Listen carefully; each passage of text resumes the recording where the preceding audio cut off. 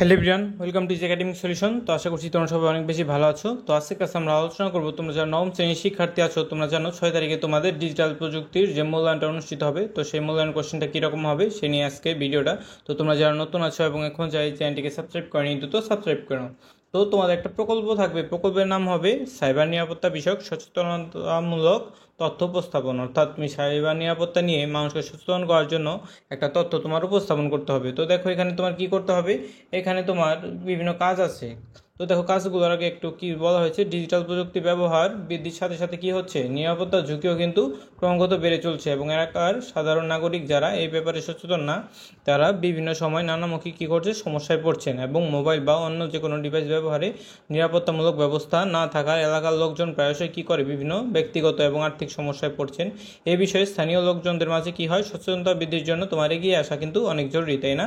এবং এটি একটি চেষ্টার মাধ্যমে শুরু করতে হবে। সেজন্য তোমাদের বিদ্যালয়ের বার্ষিক সম্মেলন বা অনুষ্ঠানে সাইবার নিরাপত্তা বিষয়ে কী করতে হবে, স্থানীয় নাগরিকদের মধ্যে সচেতনতা তৈরির প্রস্তুতির লক্ষ্যে 4 জনের একটা দল গঠন করতে হবে। তো দেখো এখানে তোমাদের 4 জনের একটা দল গঠন করতে হবে।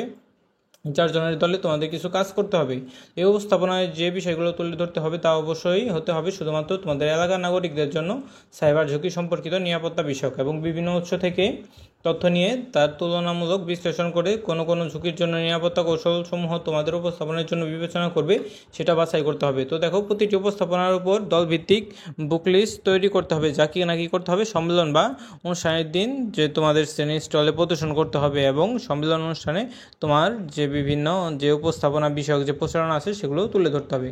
তো দেখো তোমাদের বিভিন্ন কাজ আছে, কাজগুলো কি, তো তোমার 1 নম্বর কাজ হবে কি, নিজ এলাকার নাগরিকদের জন্য সাইবার ঝুঁকি চিহ্নিত করার জন্য সম্ভাব্য কি করতে হবে, তোমার যে সাইবার নিরাপত্তা ঝুঁকিগুলোর নাম এবং কতজন কোন ঝুঁকির কথা উল্লেখ করেছে তার একটি উপাত্ত অন্য দলের সদস্যদের নিকট হতে কী করতে হবে, তোমার সংগ্রহ করতে হবে।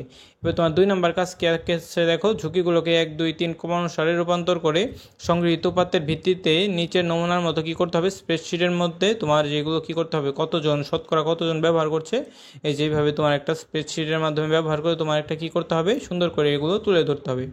দেখো কাজ 3 কি বলা হয়েছে, এই চার্ট হতে সিদ্ধান্ত নিতে হবে যে কোন কোন সাইবার ঝুঁকির জন্য তোমার এলাকার নাগরিকদের সচেতনতা প্রয়োজন। এবং এরপরে আরেকটা কাজ করতে হবে, 4 নম্বর কাজটা কি আছে দেখো, তোমার যে সাইবার ঝুঁকিগুলোর জন্য কি কি সামাজিক প্রভাব পড়তে পারে এবং সেগুলো দলের সদস্যদের সাথে তোমার আলোচনা করতে হবে। তো এরপরে তোমার 5 নম্বর কাজটা কি আছে দেখো, যে প্রতিটি সাইবার ঝুঁকি হতে নিরাপদ থাকার সম্ভাব্য কৌশল কী কী হতে পারে সেগুলো নিজ দলে আলোচনা করা এবং অন্য দলের সদস্যদের সাথে সেগুলো সুযোগ থাকলে ইন্টারনেট থেকে সংগ্রহ করে সেগুলো তোমার খাতায় লিখতে হবে। তো এরকমভাবে একটা ছক পূরণ করতে হবে। তো আমি কিছুক্ষণ পরেই এগুলো উত্তর দেওয়ার চেষ্টা করব। দেখো 6 নম্বর কাজ কি, তোমার প্রতিটি ঝুঁকির জন্য একটি করে স্লাইড বা পোস্টার তৈরি করতে হবে এবং দলের প্রত্যেকে একটি করে ঝুঁকি বেছে নিতে হবে, যেন ওই ঝুঁকির প্রভাব বা তা হতে নিরাপদ থাকার কৌশলসমূহ তথ্য নিয়ে স্লাইড বা পোস্টার তৈরি করতে পারি। এরপরে তোমাদের 7 নম্বর কাজ কি করতে হবে দেখো, তো 6 নম্বর কাজ হচ্ছে তোমার পোস্টার তৈরি করা। 6 নম্বর কাজ কি, তোমার পোস্টার বা স্লাইড তৈরি করা, ঠিক আছে? তো দেখো এরপরে তোমার 7 নম্বর কাজ হচ্ছে সকল তথ্য, তারপর তোমার যে সকল ছবি তুমি সংগ্রহ করলে সেই সকল ছবি তুমি একসাথে কি করবে, জড়ো করবে। এগুলো জড়ো পর কী করতে হবে, ভিডিও, সাক্ষাৎকার ইত্যাদি দিয়ে একটি কী করতে হবে, তোমার ডকুমেন্টারি এডিট করার জন্য তোমার যে সফটওয়্যার স্ক্রিনশটে ভিডিও এডিটিং টুলগুলো কীভাবে ব্যবহার করা হয় সেগুলো তুমি কী করবে, সুন্দরভাবে প্রকাশ করবে।